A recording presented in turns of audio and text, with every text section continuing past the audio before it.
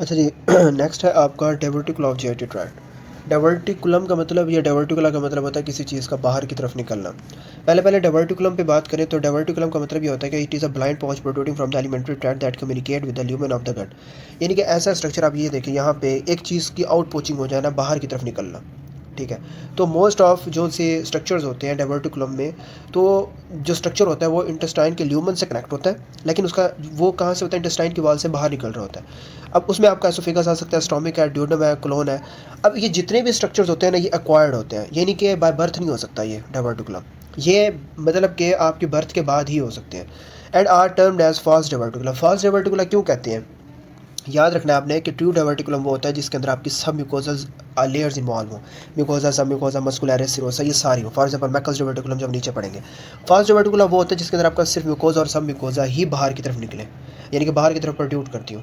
ठीक है, लेकिन आपकी जो मस्कुलर मसल्स की लेयर है वो इंटैक्ट रहती हो। अकर स्पेशली विया वेजा रेक्टा परफरेट मस्कुलरिस एक्सटर्नम, जहाँ से आपकी वेजा रेक्टा वेसल जोन सी है, जहाँ आपके मसल जोन से है वो वॉल को क्रॉस करते हैं, यहाँ पे आपकी जो नेचरली जोन सी आपकी लेयर्स होती हैं वो आपकी क्या होती हैं, वीक होती हैं नेचरली। ठीक है, तो इस वजह से ऐसा स्ट्रक्चर जहाँ पे आपकी मस्कुलर लेयर वीक हो, वहाँ से आपके कोई ना कोई स्ट्रक्चर जो सा है वो बाहर की तरफ प्रोड्यूट आउट कर सकता है। That is called as diverticulum, किसी चीज़ की आउट पोचिंग हो जाना।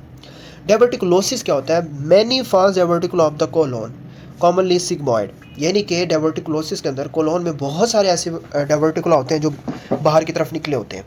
ठीक है, यानी कि मोस्ट कॉमनली सिग्मॉइड में common in 50% of the people more than 60 years. 60 साल से जो ज़्यादा की जो एज होते हैं ना, उसमें लगभग आधे लोगों में डाइवर्टिकुलोसिस जो सा होता है ना वो होता है। ठीक है ना, क्यों, इंटेस्टाइनल की जो वॉल होती है, इंटेस्टाइनल जो वॉल है वो क्या हो जाती है, वीक कर जाती है, जिसकी वजह से डाइवर्टिकुला होने के जो चांसेस है वो क्या हो सकते हैं, ज़्यादा। Cause by increase intraluminal pressure और bye focal weakness in the clonic wall, यानी कि डाइवर्टिकुलोसा के अंदर जब कोलोन के अंदर का जो प्रेशर है वो जब ज़्यादा हो जाता है तो उसकी वजह से जो कोलोन की वॉल है उसके ऊपर जब प्रेशर पड़ता है तो वो क्या हो जाती है, वीक, और उसकी वीक होने की वजह से वो क्या हो जाती है, आउटवर्ड, वो क्या हो जाती है, प्रोट्यूड आउटवर्ड। क्लियर। नेक्स्ट वो कहता है associate with obesity and diet low in fibre high in total fat और रेड मीट। अब बहुत से ऐसे लोग जो बहुत ज़्यादा ओबीज हो, मोटे हो, जिनकी वजह से उनके जो प्रेशर पड़ रहा हो, या वो फाइबर डाइट ना ले रहे हो जिसकी वजह से उनकी मोटेलिटी कम हो, या कॉन्स्टिपेशन का शिकार रहते हो, उसकी वजह से जो लो फाइबर होता है वो स्टूल को क्या कर देता है, हार्ड कर देता है। ठीक है, और उस हार्ड होने की वजह से कोलोन के ऊपर प्रेशर पड़ता है, और जो प्रेशर इंक्रीज होता है तो हमें क्या देखने को मिल जाता है, डाइवर्टिकुलोसिस। ऑफन एसिम्प्टोमेटिक और एसोसिएटेड विद वैग डिस्कम्फर्ट, यानी कि जब ज़्यादा पेशेंट में कोई सिम्टम्स होते नहीं है, लेकिन कभी कभी जो है उन्हें माइल्ड सा एब्डोमिनल पेन आपके पास आ सकते हैं, माइल्ड एब्डोमिनल पेन के साथ, या फिर ब्लॉटिंग, ये हो सकता है। इसलिए इन पेशेंट्स के अंदर हम कहते हैं कि आपने हाई फाइबर डाइट लेनी है, और साथ हम सिरप डुफलेक भी देते हैं ताकि उसकी जो मोटेलिटी है वो अच्छी हो सके। कॉम्प्लिकेशन इंक्लूड डाइवर्टिकुलर ब्लीडिंग, पेनलेस हेमेटोचीजिया और डाइवर्टिकुलाइटिस। डाइवर्टिकुलर ब्लीडिंग का क्या है कि fresh red blood stool, fresh red blood stool, इसका मतलब होता है डाइवर्टिकुलर ब्लीडिंग, और ये यूजुअली आपका पेनलेस होता है। क्लियर। डाइवर्टिकुलाइटिस क्या होता है कि जो डाइवर्टिकुलम है वो क्या हो जाता है, इन्फेक्टेड। अब नीचे क्या लिखा हुआ है, डाइवर्टिकुलाइटिस। डाइवर्टिकुलम क्या था, आउट पोचिंग हो जाना इंटेस्टाइनल वॉल की, और ये ट्रू डाइवर्टिकुलम नहीं होती। डाइवर्टिकुलोसिस क्या होता है कि बहुत सारी ऐसी जगह जो आपकी क्या हो जाए, सिग्मॉइड कोलोन के अंदर जो फास्ट डाइवर्टिकुला करें कोलोन के अंदर, उनकी आउट पोचिंग होना स्टार्ट हो जाए, उनको कहते हैं हमारे डाइवर्टिकुलोसिस। अब यहाँ देखिए ये 1 2 3, अब ये मैक्सिमम जो सी जगह है उनसे क्या हो रही है, डाइवर्टिकुलोसिस हो रही है। डाइवर्टिकुलाइटिस क्या है कि उस जगह का जो डाइवर्टिकुला है उसका क्या हो जाना, इन्फ्लामेशन हो जाना, इन्फेक्शन हो जाना। अब inflammation of diverticula with wall thickening classically cause lower left lower quadrant pain, fever, leukocytosis. अब साफ से बात है, जब इन्फेक्शन होता है तो साफ से जब बैक्टीरिया आपको उसके ऊपर असर कर रहा है, इन्फेक्शन हो रहा है, तो फीवर तो होगा एक, तो ये तो कॉमन सी बात है, कॉमन सी पैथोलॉजी है ना। तो सिम्टम्स में जब जो डाइवर्टिकुलाइटिस है, जब उसमें इन्फेक्शन होता है, इन्फ्लेम्ड हो जाता है, तो उसकी वजह से लेफ्ट लोअर क्वाड्रेंट पेन हो सकता है, left lower quadrant pain plus fever plus leukocytosis. Leukocytosis मतलब ल्यूकोसाइट आपके क्या हो जाते हैं, बढ़ जाते हैं। Treat with supportive care uncomplicated और antibiotic if complicated.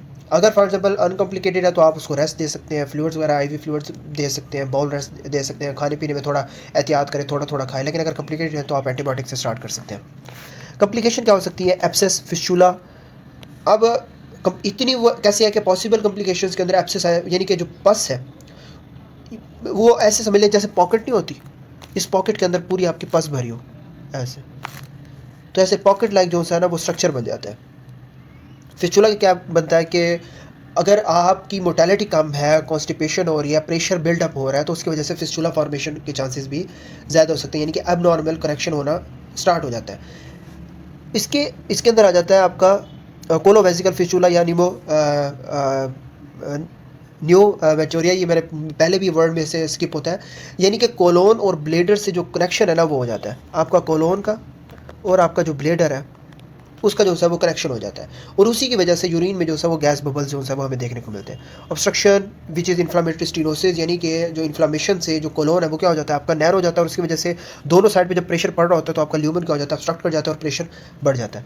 Perforation white arrow which is peritonitis, कहने का मतलब ये है कि जो आपकी डायवर्टिकुलम है उसके अंदर जो डायवर्टिकुलम है वो क्या हो जाता है, रप्चर हो जाता है, और उसी की वजह से क्या हो जाता है, पेरिटोनाइटिस, उसकी वजह से आपको सीवियर एब्डोमिनल पेन देखने को मिलता है। ठीक है। हेमेटोचीजिया इज़ वेरी रेयर, यानी कि आपका जो ब्लड है वो है ना जो सा वो बहुत रेयर होता है, लेकिन इसके अंदर एब्डोमिनल पेन की हिस्ट्री होती है। ठीक है। डायवर्टिकुलाइटिस के अंदर हमने क्या पढ़ा है कि एक तो एब्डोमिनल पेन है पेशेंट को, इसके अलावा आपको अगर वो ब्लॉटिंग हिस्ट्री दे रहा है, अगर कॉम्प्लिकेटेड है, अगर आपको बहुत ज़्यादा इन्फेक्शन हो गया, फीवर बहुत ज़्यादा हो रहा है, बहुत ज़्यादा पेन हो रहा है, तो फिर आप एंटीबायोटिक्स की तरफ जाए। अगर बहुत रेयर है, अनकॉम्प्लिकेटेड है और माइनर से सिम्टम्स है तो आप उसको सपोर्टिव केयर भी दे सकते हैं। नेक्स्ट आ जाता है आपका जिंकर डायवर्टिकुलम। जिंकर डायवर्टिकुलम क्या होता है कि आपके दो मसल्स आपने याद रखने हैं, एक कायरोफ्रिंजेस और थायरोफ्रिंजेस। ये आपके थायरोफ्रिंजेस होते हैं और ये आपके कायरोफ्रिंजेस होते हैं नीचे। इसके दरमियान का जो ये एरिया होता है इसको हम कहते हैं किलहैन डिहेसेंस। ये जो एरिया होता है ना ये बहुत ज़्यादा वीक होता है, और जब भी आपका एसोफेगस का जो प्रेशर है वो बढ़ जाता है तो इसकी वजह से जो आउट पोचिंग जो लेयर है वो आपकी बाहर की तरफ निकल जाती है। ठीक है। और इसी वजह से इसमें हालिटोसिस का एक फीचर आता है कि आपको बहुत ज़्यादा स्मेल आती है। अब ये सर्जरी के अंदर मैंने, अगर आप एसोफेगस की सर्जरी पढ़ें तो मैंने उसमें बहुत डिटेल से ज़िंकर डायवर्टिकुलम को और मैकस डायवर्टिकुलम को पढ़ाया हुआ है। अगर आपने डिटेल में पढ़ना है तो आप वो देख सकते हैं। अब यहाँ पे तो एक बेसिक चीज़ है ना, मैंने आपको पढ़ा रहा हूँ, लेकिन उसके अंदर पूरा सर्जिकल फिनोमिना मैंने पढ़ाया हुआ है किस तरीके से ये चीज़ बाहर होती है। फेरेंजियो एसोफेगल फॉल्स डायवर्टिकुलम क्यों है, मैंने अभी आपको पीछे बताया, क्योंकि इसके अंदर सारी लेयर्स इन्वॉल्व नहीं होती। तो जो जिंकर डायवर्टिकुलम है उसके अंदर जो फेरिंक्स है और एसोफेगस की जो जंक्शन है उस पर डायवर्टिकुलम बन जाता है, और इसको फॉल्स डायवर्टिकुलम इसलिए कहते हैं क्योंकि इसके अंदर म्यूकोसा और सब म्यूकोसा जो है वो बाहर निकल देती है, सारी मस्कुलर लेयर जो होता है वो बाहर नहीं आती। ठीक है ना। इसको हम सूडो डायवर्टिकुलम भी कह सकते हैं। ठीक है, यानी कि आधा डायवर्टिकुलम होना। Oesophageal dysmotility cause herniation of mucosal tissue at an area of weakness between the thyropharyngeal और cricopharyngeal parts of inferior pharyngeal constrictor या किलहैंड ट्रायंगल या किलहैंड डिहेसेंस। यानी कि इस डिजीज़ के अंदर एसोफेगल डिसमोडालिटी का मतलब ये हो रहता है कि जो आपके स्वेलिंग के जो मसल्स होते हैं वो प्रॉपरली रिलैक्स नहीं करते। जब प्रॉपरली रिलैक्स नहीं करते तो उसकी वजह से उनका जो प्रेशर है वो क्या हो जाता है, बढ़ जाता है। जब एसोफेगस के अंदर का जो प्रेशर है वो बढ़ता जाता है तो उसकी वजह से ये जो मसल्स होते हैं जो इस तरीके से पड़े होते हैं, यहाँ से आपकी एक स्ट्रक्चर की उन स्ट्रक्चर की आउट पोचिंग हो जाती है ऐसे। ठीक है। और इस स्ट्रक्चर को हम क्या नाम देते हैं, किलहैंड ट्रायंगल। ठीक है। तो जब स्वेलिंग के वक्त जो क्रेकोफ्रेंजियल मसल्स है वो प्रॉपर्ली रिलैक्स नहीं करता, ठीक है, मैकेनिज्म में, और इससे जो फेरेंक्स है उसके अंदर प्रेशर बढ़ जाता है। जब प्रेशर बढ़ता है तो म्यूकोसा जो टिश्यूज़ हैं वो वीक एरिया से क्या हो जाते हैं, बाहर निकल जाते हैं। किलहैंड ट्रायंगल का मतलब ये होता है कि ये ट्रायंगल जो है वो दो मसल्स के दरमियान होता है, कि थायरोफ्रेंजियस मसल मैंने आपको बताया याद रखना है आपने, और क्रेकोफ्रेंजियस के। ठीक है। और यही जो सी लेयर्स होती है, ये जो एरिया होता है वो वीक होता है। Presenting symptoms of dysphagia, obstruction, gurgling, aspiration, foul breath, यही मैं आपको कह रहा था, halitosis, neck mass, most commonly in older patient. इसके अंदर सामने सी बात है, जब आप जो वो जगह है वो आपकी निकली हुई है, और जब खुराक है जब उसने नीचे की तरफ आना है तो कुछ खुराक ने इस तरफ ही तो जाना है ना। आप अनडाइजेस्टेड फूड की आपको स्मेल का पता है कि किस तरीके से होती है। तो डिस्फेजिया का क्या मतलब है कि फूड स्वालो करने में एक तो डिफिकल्ट होती है, क्योंकि इस जगह पे जो है ये आपकी जो एसोफेगस है उसके ऊपर प्रेशर डाल रहा होता है। जो फूड है वो आपकी जो डायवर्टिकुलम है उसके अंदर जो पाउच है उसमें कलेक्ट होता रहता है, उसी की वजह से आपको क्या देखना स्टार्ट हो जाती है, ऑब्स्ट्रक्शन। ठीक है। और जो फूड है वो प्रॉपरली पास ही नहीं होता। गजलिंग का मतलब ये होता है कि जो आपकी नेक है उसके अंदर साउंड्स पैदा हो जाती है। ठीक है। जब भी फूड नीचे की तरफ मूव करता है तो एयर जो सी है वो उसके साथ मूव करती है, और उसकी वजह से गजलिंग साउंड देखने को मिलती है, सुनने को मिलती है। एस्पिरेशन क्या हो सकती है कि जब भी अगर इस पाउच से फूड स्टक हो, अगर इसके बाद ये फूड अगर कोई ना कोई ज़रा यहाँ से निकल के आपकी सांस वाली नाली के अंदर चला जाए तो एस्पिरेशन अमोनिया होने के चांसेस ज़्यादा हो सकते हैं।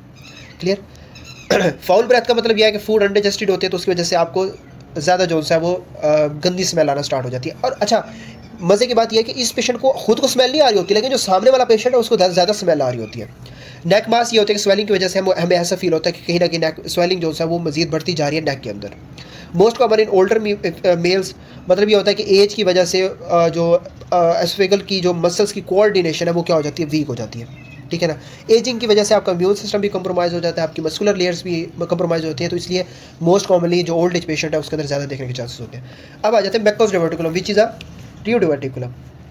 ट्यूब डिवर्टिकुलम क्यों होता है? क्योंकि इसके अंदर म्यूकोजा, सब म्यूकोजा, मस्कुलरिस और सिरोसा, ये तीनों लेयर्स आपकी इन्वॉल्व होती है। परसिस्टेंट ऑफ विटलाइन और इम्फेलोमेसेंटेरिक डक्ट, यानी कि जो आपकी एम्ब्रियोलॉजिकली ये एक डक्ट होती है जिसे हम कहते हैं विटलाइन डक्ट, ये फीटस के अंदर ना योग सैक को इंटेस्टाइन से क्या करी होती है, कनेक्ट करी होती है। क्या करी होती है? आपका जो योग सैक का स्ट्रक्चर है उसको आपकी इंटेस्टाइन से क्या करी होती है, कनेक्ट कर रही होती है। ये इसका क्या हो गया, कनेक्शन हो गया, इसको इसके साथ जो सा ये जोड़ रही है, ठीक है। नॉर्मल डेवलपमेंट में ये डक्ट बर्थ से पहले डिसअपियर हो जाती है, ये क्या हो जाती है, डिसअपियर हो जाती है। अगर ये डक्ट परसिस्ट रहे, क्या रहे, परसिस्ट रहे, तो फिर इसको हम क्या कहते हैं, मैकस डिवर्टिकुलम। और इसके अंदर आपकी सारी लेयर्स जो सा होती है वो इन्वॉल्व होती है, ठीक है। अब आपकी योग सैक कहाँ से आ रही होती है, अम्बिलिकस से आ रही होती है ना, तो फिर ये क्या कर जाती है, आउटपोच कर जाती है। May contain ectopic acid secretion gastric mucosa and और पैंक्रियाटिक टिश्यूज। क्यों? दोनों के अंदर आपका गैस्ट्रिक म्यूकोजा और पैंक्रियाटिक टिश्यू क्यों होता है, क्यों? बिकॉज ऑफ एब्रियोनिक जो टिश्यू की मिसप्लेसमेंट है उसकी वजह से। अब गैस्ट्रिक म्यूकोजा एसिड जो सा वो बनाती है, ये एसिड जो सा है वो इलियम को भी जो सा वो डैमेज कर रहा होता है कहीं ना कहीं। So most common congenital abnormality of genetic tract. अब ये मोस्ट कॉमन जेनेटिक ट्रैक्ट की एब्नॉर्मेलिटी कहा जाता है कि बर्थ से जो से पहले जो से वो प्रेजेंट होता है, उसके बाद बर्थ के बाद इसने डिसअपियर होना होता है, लेकिन बर्थ से अगर बाद में भी अगर ये हो डक्ट तो इसको कहते हैं हम मैकस डिवर्टिकुलम। आपका इनकाज haematochezia, melaena, right lower quadrant pain, intussusception, volvulus subobstruction near terminal ileum. कोई ना कोई स्ट्रक्चर इंटेस्टाइन का आपके एब्डोमिनल वॉल के अंदर पड़ा हो तो अब मुझे बताएं वो कहीं ना कहीं सिम्टम्स तो काज करेगा ना। तो इसके अंदर जो पॉसिबल कॉम्प्लिकेशंस ये होती हैं कि आप पेशेंट को एक तो फ्रेश रेड ब्लड आ रहा होगा स्टूल के अंदर, इसके अलावा अल्सरेशन हो सकती है, ब्लीडिंग हो सकती है। क्यों? क्योंकि आपकी जो गैस्ट्रिक म्यूकोजा है वो क्या बना रहा होता है, एसिड, उसकी वजह से आपको अल्सरेशन हो सकती है उस एसिड, क्योंकि भाई वो नेचर ही नहीं है उसकी, वो तो अल्कलाइन नेचर के लोग हैं। तो इसी वजह से जब एसिड आपका अल्सरेशन करता है तो उसी की वजह से आपको ब्लीडिंग होने के चांसेस ज़्यादा होते हैं। क्लियर? इसके अलावा मेलिना होता है। अब ये जो ब्लीडिंग होती है ये एक प्रेजेंटेशन हो सकती है दूसरी कि पेशेंट को जो है वो कहीं ना कहीं क्या हो सकता है, डायवर्टिकुलम हो सकता है। लेकिन अब ये एक कंडीशन थोड़ी ना मेलिना की, तो बहुत सारी मेलिना की कंडीशन है, कोई इन्फेक्शन वगैरह हो सकता है, ऑब्स्ट्रक्शन वगैरह हो सकती है उन कंडीशन में। राइट लोअर कॉन्ट्रैक्ट पेन, अब ऊपर जो मैं हमने आपने पढ़ा है डायवर्टिकुलोसिस, उसके अंदर आपका लेफ्ट लोअर क्वाड्रेंट पेन हो सकता है। इसके अंदर आपका राइट लोअर क्वाड्रेंट पेन होता है, यानी कि जो लोकेशन होती है वो क्या होती है, टर्मिनल इलियम के पास होती है। आपका जो टर्मिनल इलियम होता है यानी कि आपका असेंडिंग कोलोन है, असेंडिंग कोलोन ये सीकम है, सीकम से पहले जो सा होता है वो आपकी टर्मिनल इलियम होती है। फिर ये आपका असेंडिंग कोलोन होता है, ट्रांसवर्स आ जाता है, फिर सिग्मोइड है, फिर डिसेंडिंग कोलोन आ जाता है। तो यहाँ इस स्ट्रक्चर के अंदर आपका क्या हो सकता है, जो राइट लोअर क्वाड्रेंट पेन होती है। नेक्स्ट वो कहता है इंटरसेप्शन। इंटरसेप्शन का क्या मतलब होता है, यानी कि एक इंटेस्टाइन का पार्ट दूसरे के अंदर चला, यानी कि टेलीस्कोपिक स्ट्रक्चर, ये इंटेस्टाइन का पार्ट है, इसके अंदर एक और पार्ट का एंटर हो जाना, ठीक है। वल्वुलस क्या हो जाता है कि इंटेस्टाइन जो है वो ट्विस्ट हो जाती है बेसिकली। और ऑब्स्ट्रक्शन का क्या मतलब है टर्मिनल इलियम में, कि इस स्ट्रक्चर की वजह से जो डायवर्टिकुलम का जो इंटेस्टाइन है वो क्या कर देता है, ब्लॉक कर देता है। क्लियर? नेक्स्ट वो कहता है डायग्नोसिस में हमने क्या करना होता है, ये स्कैन करवाना होता है। अब इस स्कैन में जो आपका जो डायग्नोज है ये स्पेशल स्कैन होता है। इसमें जो मैकल स्कैन है उसमें आपका जो गैस्ट्रिक म्यूकोजा है वो इस आइसोटोप को क्या कर देता है, अपटेक करता है। जब वो इस आइसोटोप को जो हम ये देते हैं स्कैन जिसमें हम करते हैं, जिसको हम मैकल स्कैन भी करते हैं for uptake by heterotopic gastric mucosa, इसमें क्या होता है कि जो गैस्ट्रिक म्यूकोजा है ये आइसोटोप उसमें क्या करते हैं, अपटेक। अगर डायवर्टिकुलम में ये गैस्ट्रिक टिश्यूज़ हों तो ये स्कैन क्या कर जाता है, पॉजिटिव हो जाता है। अगर गैस्ट्रिक टिश्यूज़ ना हो डायवर्टिकुलम के अंदर तो ये स्कैन नेगेटिव होता है। तो अगर गैस्ट्रिक म्यूकोजा का अपटेक है तो आइसोटोप, इस आइसोटोप का, तो वो पॉजिटिव है, अगर नहीं है तो नहीं होगा। अब ये रूल ऑफ 2 ये बड़ा इंपॉर्टेंट है। 2 times as likely in males, 2 दफ़ा अगर मेल्स है यानी कि मैकस डायवर्टिकुलम जो मैन है उसमें 2 गुना ज़्यादा होता है, कॉमन है। 2 inches लॉन्ग स्ट्रक्चर होता है, 2 feet फ्रॉम द इलोसिकल वॉल, यानी कि जो आपका इलोसिकल वॉल है उससे 2 feet के डिस्टेंस पे होता है। 2% ऑफ पॉपुलेशन, लगभग 2% जो से लोगों में ये पाया जाता है। Commonly person in first 2 years of life में have 2 types of epithelium, gastric या पैंक्रियाटिक। यानी कि ये जो डायवर्टिकुलम है ये 2 टाइप्स के टिश्यूज़ में हो सकता है, गैस्ट्रिक म्यूकोसा में भी हो सकता है और पैंक्रियाटिक टिश्यूज़ में भी हो सकता है। इसी वजह से एसिडिक हिस्ट्री जो है वो हमें देखने को मिलती है, जिसकी वजह से जो टर्मिनल इलियम है उसके अंदर अल्सरेशन या ब्लीडिंग होने के चांसेस ज़्यादा होते हैं। So what is Meckel's diverticulum? Meckel's diverticulum is basically आपका विट्लाइन डक्ट जो से होती है वो परसिस्ट रहे बर्थ के बाद, और पैदा होने के बाद वो डक्ट डिसअपेयर ना हो। उस डक्ट की वजह से आपका वो इंटेस्टाइन के ऊपर प्रेशर बना रहा हो, उसकी वजह से ऑब्स्ट्रक्शन करवा रहा हो, वल्वुलस करवा रहा हो, इंटरसेप्शन करवा रहा हो, वो किसी ना किसी जगह पे इन्वेड कर रही हो वो एक स्ट्रक्चर, उसकी वजह से हमें लेफ्ट लोअर क्वाड्रेंट पेन हो सकता है। इसकी वजह से आपको इंटरसेप्शन मैंने आपको बता दिया, ऑब्स्ट्रक्शन आपको फील हो सकती है। टेस्ट में हम एसोटोप जो करवाते हैं, हम ये स्कैन करवाते हैं जिसे मैकल स्कैन भी कहते हैं। अगर वो म्यूकोजा उसे अगर आप टेक कर रहा है तो वो पॉजिटिव है, अगर नहीं कर रहा तो नेगेटिव है। इसके अलावा रूल ऑफ 2 आपने याद करना है। अच्छा, ज़ेंकस डायवर्टिकुलम क्या था? वही कि एक क्लेहन ट्राइंगल है, उससे छोटा सा स्ट्रक्चर निकल जाता है, लेकिन उसके में म्यूकोजा और सब म्यूकोजा इन्वॉल्व होता है। ट्यूब डायवर्टिकुलम नहीं होता। हेलिटोसिस की हिस्ट्री होती है, फूड वहाँ पे जो अनडाइजेस्टेड फूड जमा होती रहती है। इसके अलावा एस्पिरेशन अमोनिया होने के चांसेस भी ज़्यादा होते हैं। नेक्स्ट जो आपका टॉपिक है वो है हर्शबर्ग डिजीज़। हर्शबर्ग डिजीज़ क्या होता है कि ऐसा स्ट्रक्चर जहाँ पे आपकी जो कहीं ना कहीं नर्व की इनर्वेशन है वो कंप्रोमाइज़ हो रही है। नर्व की इनर्वेशन कैसे कंप्रोमाइज़ हो रही है? वो कहता है congenital megacolon characterized by lack of ganglion cells या एंटेरिक नर्व प्लेक्सिस और बैक और mesenteric in distal segment of colon.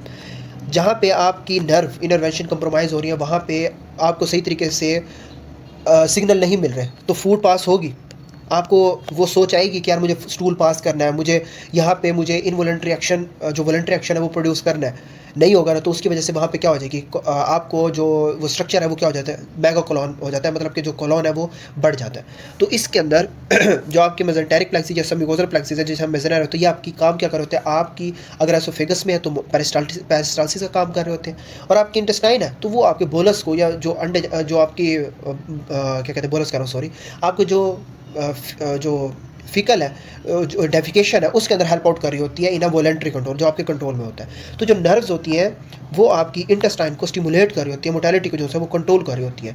ठीक है, अगर ये एब्सेंट हो तो इंटेस्टाइन रिलैक्स ही नहीं करता और स्टूल जो है वो आगे मूव नहीं कर पाता। ठीक है, नीचे की तरफ मूव नहीं करवाता, जिसकी वजह से क्या हो सकता है, फेलियर ऑफ न्यूरोक्रस सेल्स माइग्रेशन। अच्छा, क्या वजह हो सकती है कि एम्ब्रियोलॉजिकली इसके अंदर न्यूरोक्रस सेल्स जो है वो इंटेस्टाइन तक ना आए हो। अगर इंटेस्टाइन तक न्यूरोक्रस सेल्स माइग्रेट नहीं करते तो उसकी वजह से अगर माइग्रेशन फेल हो जाए तो आपका जो इंटेरिक नर्वस सिस्टम है, होल नर्वस सिस्टम है आपका, वो डेवलप ही नहीं होता, और उस वजह से आपका जो कोलोन है नॉर्मली अगर यहाँ से आपका स्टूल पास हो रहा है तो यहाँ पे आपको आगे स्टक होना स्टार्ट हो जाएगा। क्यों? नीचे की तरफ नर्व एंडिंग, ऐसे पहले यहाँ पे आपकी ऑब्स्ट्रक्शन होना स्टार्ट हो गया, यहाँ पे आपका गेट लग चुका है। एसोसिएट करता है with the loss of function of mutation in rate RET। अच्छा, ये जीन ना न्यूरल क्रस्ट की डेवलपमेंट को कंट्रोल कर रहा होता है। अगर फंक्शन ना हो या फंक्शन के अंदर म्यूटेशन हो जाए तो आपको जो गैंग्लियन सेल्स हैं वो डेवलप ही नहीं होते, तो उसको हम कहते हैं रेट जीन म्यूटेशन। नेक्स्ट वो कहता है presents with the bilious emesis abdominal distension and failure to pass meconium within 48 hours leads to chronic constipation. अगर न्यूबॉर्न बेबी है और उसके अंदर सिम्टम्स आ रहे हैं कि उसे बिलस वॉमिटिंग है, यानी कि ग्रीन वॉमिटिंग है इंटेस्टाइनल ऑब्स्ट्रक्शन की वजह से, कि जो आपका बिलस है वो फॉर्मेशन नहीं हो रही, वो अकोमुलेट हो रहा है, और एब्डोमिनल डिस्टेंशन क्या है कि गैस और स्टूल जो है वहाँ पे अकोमुलेट हो रहे हैं। सो नॉर्मल बेबी के अंदर जो बर्थ के बाद 48 आवर्स के अंदर अगर स्टूल पास अगर वो करता है ना तो उसको कहते हैं मेकोनियम। अगर बच्चा पैदा हो और 48 विद इन 24 आवर्स के अंदर अगर वो स्टूल पास कर रहा है, अगर वो पास कर दे तो उसको कहते हैं मेकोनियम। अगर वो नहीं करता, जैसे सिस्टिक फाइब्रोसिस की कंडीशन है या इसके अंदर हर्शबर्ग डिजीज़ कहता है, अगर वो पास नहीं करता तो उसे हम कहते हैं हर्शबर्ग डिजीज़ या सिस्टिक फाइब्रोसिस, क्या उसके अंदर मेकोनियम है वो आपका पास नहीं हो रहा। ठीक है, और इसके अंदर अगर पास नहीं हो रहा तो और यहाँ पे अकोमुलेट हो रहा है तो उसकी वजह से आपको क्या हो सकती है, क्रोनिक कॉन्स्टिपेशन हो सकती है। ठीक है, normal portion of colon proximal to the a ganglion segment is dilated resulting in the transition zone. मतलब कि ए गैंग्लियोनिक होता है जो नैरो और कॉन्ट्रैक्टेड, यानी कि जो वो रीजन होता है वो क्या हो जाता है, नैरो हो जाता है, बिल्कुल ऐसे सुकड़ा सा। ठीक है, जब स्टूल अकोमुलेट होता है ना उसकी वजह से वो क्या होना स्टार्ट हो जाता है, यहाँ पे स्टूल हो रहा है उसकी वजह से क्या हो जाता है, डायलेट कर जाता है। ठीक है, तो जहाँ पे भी आपको नैरो या डायलेटेड कोलोन मिलते हैं उसको हम कहते हैं, कहाँ क्या देते हैं, ट्रांजिशन जोन। मतलब उसकी ट्रांजिशन हो गया फ्रॉम नैरो टू डायलेटेड, मतलब पहले नैरो था और अब स्टूल की वो स्टूल जो है वहाँ पे जमा हो रहा है, उसकी वजह से वो क्या हो जाता है, डायलेट हो जाता है।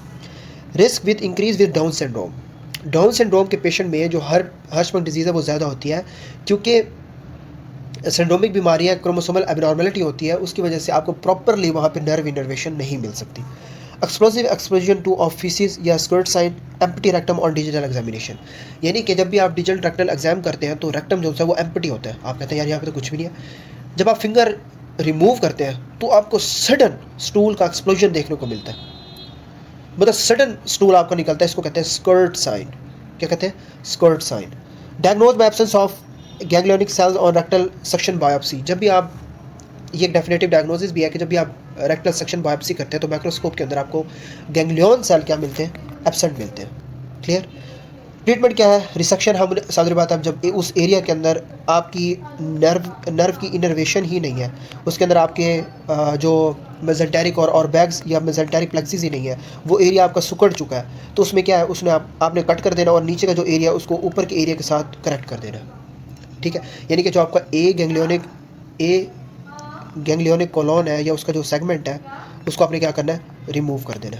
ठीक है? रेट म्यूटेशन इन रेक्टम, यानी कि जो आपकी जो म्यूटेशन है, यानी कि डिजीज़ जो है वो रेक्टम से क्या होती है? स्टार्ट होती है। इसलिए कहते हैं रेट, यानी कि वो म्यूटेशन होना जो एसोसिएट करती है, लॉस ऑफ फंक्शन को शो कर रही होती है, उसकी कहाँ से? रेक्टम। यानी कि आपका रेक्टम से स्टार्ट होता है। ये एरिया जो होता है वो आपका रेक्टम के अंदर हो रहा होता है कि आपका स्टूल जो है वो पास नहीं होता because of rate gene mutation. Clear? तो हर्शबर्ग डिजीज़ आपकी बेसिकली क्या होती है कि आपका स्पेसिफिक एरिया रेक्टम का, जहाँ पे आपकी जो नर्व है वो सही तरीके से, वो वहाँ पे आपकी नर्व की इन्टरवेंशन नहीं होती। एक गैंग्लियन जो सिम्टम्स आपको शो हो रहे होते हैं, स्टूल वहाँ पे पास हो जाता है, वहाँ पे ट्रांजिशन जोन बन जाता है, पहले नैरो होता है फिर डायलेट हो जाता है। उस वजह से आपको क्रोनिक कॉन्स्टिपेशन देखने को मिलती है और स्टूल आगे पास नहीं होता। लेकिन जब आप डिजिटल पररेक्टल एग्जामिनेशन करते हैं तो उसकी वजह से आपको स्कर्ट साइन नज़र आता है आपका, क्योंकि वो आपने जैसी उंगली डाली, आपने चेक किया खाली है, लेकिन जैसे आपने बाहर निकाली, प्रेशर दिया, तो वो क्या हो गया? आपका फ़ौरन से स्टूल पास होता है और उसको हम कहते हैं squirt sign. So this is your Hirschsprung disease. Clear? Next आपके जो टॉपिक्स है वो है माल रोटेशन, इंटरसेप्शन वगैरह, ये हम जो अगले वीडियो के अंदर पढ़ेंगे। Thank you.